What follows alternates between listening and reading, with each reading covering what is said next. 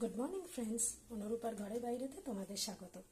আজকে আমি যে রেসিপিটা রান্না করব সেটা হচ্ছে পালং শাকের ঘন্ট। তাতে আমি নিয়ে নিয়েছি পালং শাক, এরকমভাবে একটা বড় ঝুড়িতে তোমরা ধুয়ে নিলে খুব সুবিধা হবে। রাফলি চপ করে নিয়েছি। আর আমি নিয়েছি কটা সবজি, তাতে বেগুন আছে, শিম আছে, বাস এই দুটোই আমি দিয়েছি। তোমরা একটু কড়াইশুঁটির সময় এখন কড়াইশুঁটি পেলেও দিতে পারো।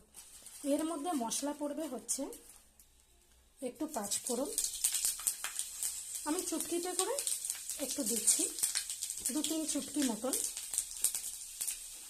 হাতে করে মশলা দিতে আসলে খুব ভালো লাগে। তোমরা ওই ছোট চামচের 2-3 চামচ দিয়ে দিলে। তেলটা খুব গরম হয়ে গেছে, সেখানে আনাজগুলো ছেড়ে দিলাম।